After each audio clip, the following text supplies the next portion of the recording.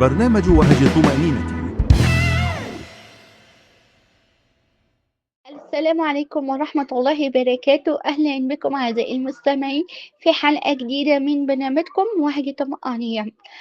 ولأن هنا كل صوت يسمع، ولأن كل موهبة تظهر النور نور، وأن كل فعل يستحق أن يشكر. معنا اليوم حلقة مختلفة، معنا اليوم ضيف مختلف، حلقة مختلفة مميزة عنها. النهاردة احنا مش بنقدم موهبة أكتر ما بنقدم شخص مكافح، حاول كتير، حارب عشان يوصل لحلمه ولسه بيحارب ولسه بيستمر. فهنبدأ نتعرف عليه بإذن الله. عايزين دلوقتي نتعرف بحضرتك ويتعرفنا بيك أكتر وتعرفنا بموهبتك يا كابتن. مساء الخير، معكم كابتن يوسف إبراهيم الشحات، مدرب سباحة فريق 2013 نادي وادي دجلة. بدايتي مع المجال الرياضي عامة في أولى ثانوي، لما لعبت في صفوف نادي زد الناشئين 2004. استمريت معاهم موسم واحد وبعدها مشيت، وبعد كده اتجهت إن أنا ألعب كيك بوكسينج، لأن أنا كنت حابب اللعبة دي. الحمد لله بعدها بفترة حققت بطولات محلية زي بطولات تبع المحافظة وكده. بعدها بفترة كبيرة فزت ببطولة الجمهورية للكيك بوكسينج سنة 2020. ما شاء الله عليك يا كابتن، اتشرفنا بيك ومبارك عليك الجايزة. دلوقتي بقى أنا عايزاك تقولي ايه أهم اللحظات اللي مرت عليك في مشوارك، وايه أكبر تحدي واجهك وازاي قدرت تتغلب عليه. أهم اللحظات اللي أنا مريت عليها في المشوار دي اللحظات اللي أنا بنجح فيها، يعني بحس إن مجهودي ما راحش على الفاضي. أكبر تحدي واجهته إن أنا أتحدى الناس اللي واقفة في طريقي أو كارهة لي الخير، بس ده طبعا كله ما يشغلنيش طول ما ربنا معاك.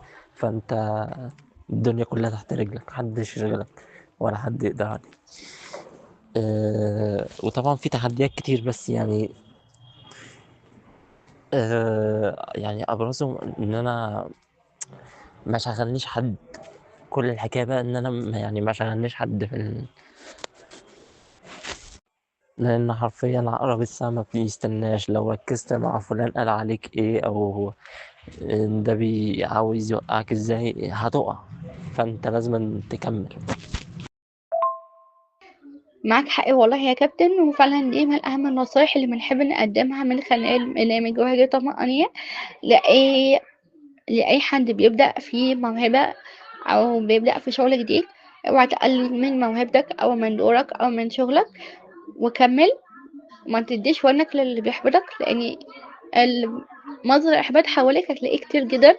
فأنت تعمل حاجة من الاتنين: يا تزيحه من طريقك ما يبقاش موجود في طريقك، يا إما تخليه هو نقطة الدفاع ليك، يعني هو يبقى مصدر القوة ليك. اللي يقولك حاجة بتحبطك، لا، أنا أثبت له العكس، لأن أنا أقدر على التحدي ده وأقدر أنفذ الحاجة دي بحاجة أنت نفسك هتستغربها. عايزك بقى يا كابتن تقولي إيه هي مصادر إلهامك، وإيه هي أهم نصيحة تقدمها اللي بيبدأ في نفس مجالك.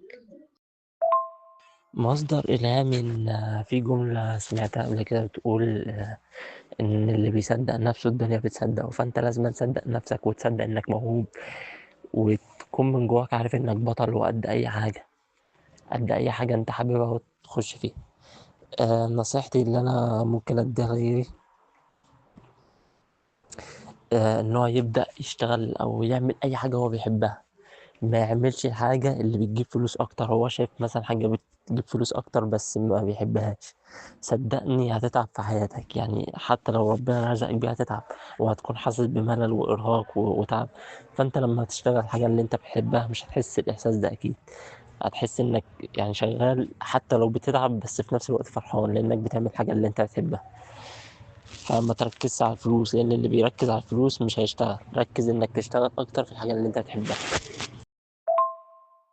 شكرا ليك يا كابتن على النصيحة المهمة دي، وأتمنى من كل اللي بيسمعنا إنه يعمل بالنصيحة دي، لأنها هتفرق معاهم جدا، وخصوصا هي فرقت معايا. ودلوقتي بقى حابة أعرف منك إيه خطتك الفترة اللي جاية، أو إيه المشاريع الجديدة اللي ممكن تشاركنا فيها؟ عموما هو في المستقبل خططي الجاية أو مشاريع جديدة ممكن أشارككوا فيها، إن هو من ضمن أحلامي يعني إن أنا نفسي يبقى عندي أكبر بيزنس رياضي في مصر، وأفتح أكاديميات في كل فروع الجمهورية.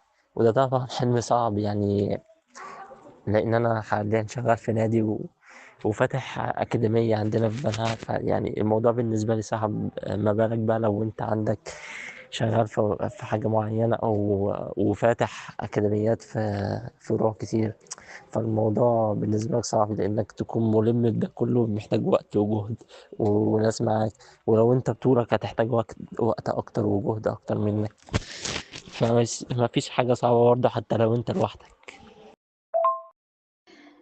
زي ما حضرتك قلت دلوقتي إن مفيش أي حاجة صعبة، وهتقدر بإذن الله توصل وهتفرحنا قريب، وهتقول أنا وصلت لحلمي، وربنا يوفقك في اللي جاي بإذن الله.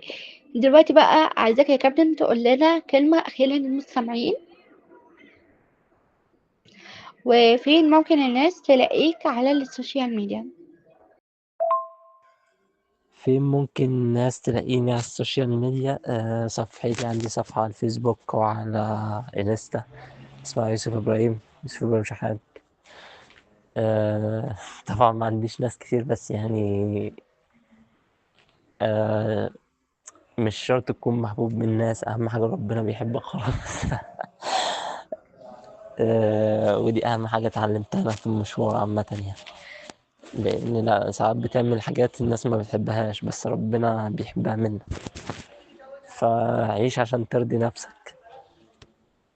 ودي كلمة برضو للمستمعين، عيش عشان ترضي نفسك وربك وتعمل الصح، إنما ما تعيش عشان ترضي حد.